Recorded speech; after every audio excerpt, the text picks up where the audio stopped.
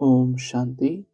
आज 17/11/2024 की अव्यक्त महावाक्य है।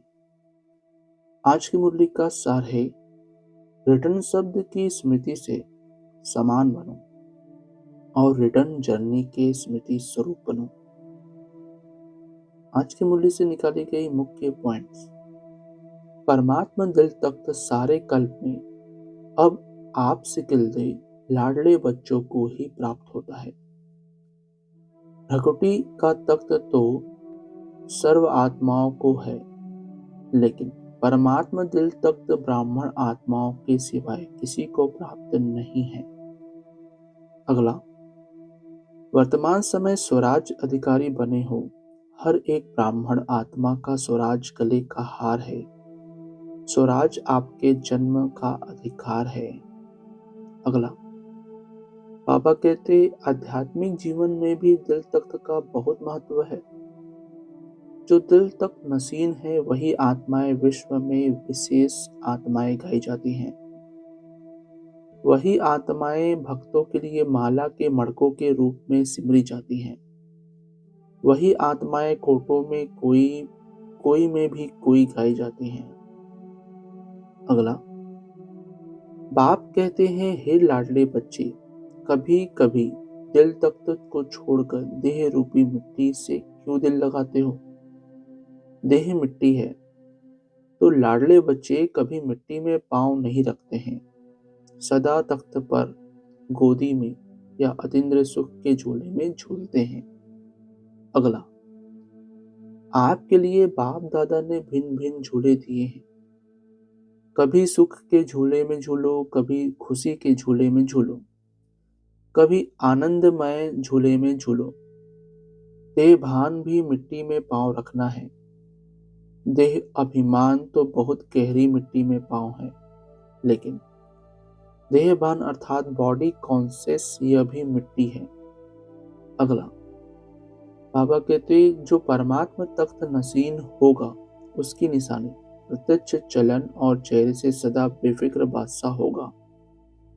अपने मन में स्थूल बोझ तो सिर पर होता है, लेकिन सूक्ष्म बोझ मन में होता है, तो मन में कोई बोझ नहीं होगा। अगला, बाबा कहते किसी भी प्रकार का, चाहे सेवा का, चाहे संबंध संपर्क का, चाहे स्थूल सेवा का, रूहानी सेवा का भी बोझ नहीं। क्या होगा, कैसे होगा, सफलता होगी या नहीं होगी, सोचना, प्लान बनाना अलग चीज है, बोझ अलग चीज है। अगला, बाबा कहते बोझ वाले की निशानी सदा चेहरे में बहुत या थोड़ा थकावट के चिन्ह होंगे। थकावट होना अलग चीज है, थकावट के चिन्ह थोड़ा भी, यह भी बोझ की निशानी है। बेफिक्र बादशाह का यह अर्थ नहीं कि अलबेले रहें, हो अलबेलापन और कहें हम तो बेफिक्र रहते हैं। अलबेलापन यह बहुत धोखा देने वाला है। देव प्रसाद के भी वही शब्द हैं और अलबेलेपन के भी वही शब्द हैं। अगला, देव प्रसाद सदा दृढ़ निश्चय होने के कारण यही सोचता है, हर कार्य हिम्मत और बाप की मदद से सफल हुआ ही पड़ा है। और अलबेलेपन के भी यही शब्द हैं, हो जाएगा, हो जाएगा, हुआ ही पड़ा है। कोई कार्य रहा है क्या, हो जाएगा। तो शब्द एक है, लेकिन रूप अलग अलग है। अगला, बाबा कहते वर्तमान समय माया के विशेष दो रूप बच्चों का पेपर लेते हैं। एक व्यर्थ संकल्प, विकल्प नहीं, व्यर्थ संकल्प। दूसरा, मैं ही राइट हूं, जो किया, जो कहा, जो सोचा, मैं कम नहीं, राइट हूं।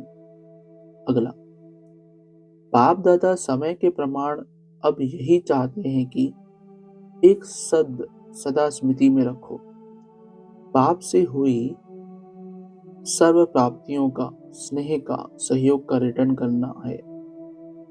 रिटर्न करना अर्थात समान बनना।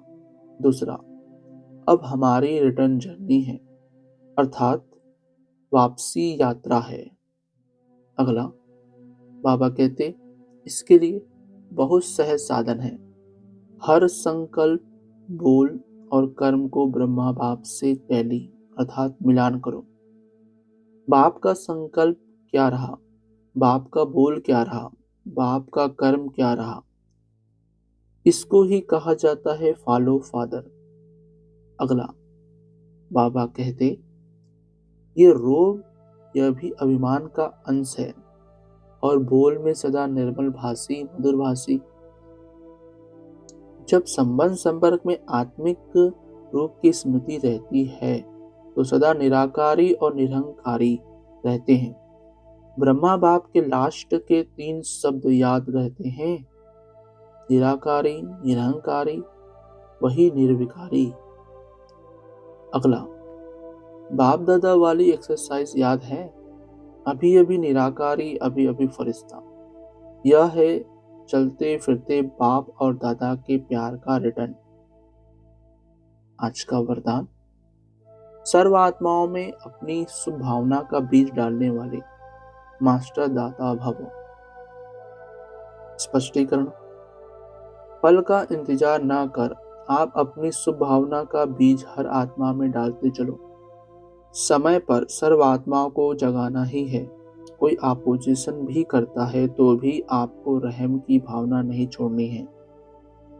यह अपोजिशन इंसल्ट, गालियां, खाद का काम करेगी और अच्छा फल निकलेगा। जितना गाली देते हैं उतना गुण गाएंगे। इसलिए हर आत्मा को अपनी वृत्ति द्वारा, वाइब्रेशन द्वारा, वाणी द्वारा मास्टर दाता बन देते चलो। स्लोगन, सदा प्रेम, सुख, शांति और आनंद के सागर में समाये हुए बच्चे ही सच्चे तपस्वी हैं। सदा प्रेम, सुख, शांति और आनंद के सागर में समाये हुए बच्चे ही सच्चे तपस्वी हैं। अच्छा, ओम शांति मेरे बाप दादा। ओम शांति सर्वस्व ब्राह्मण परिवार। ओम शांति।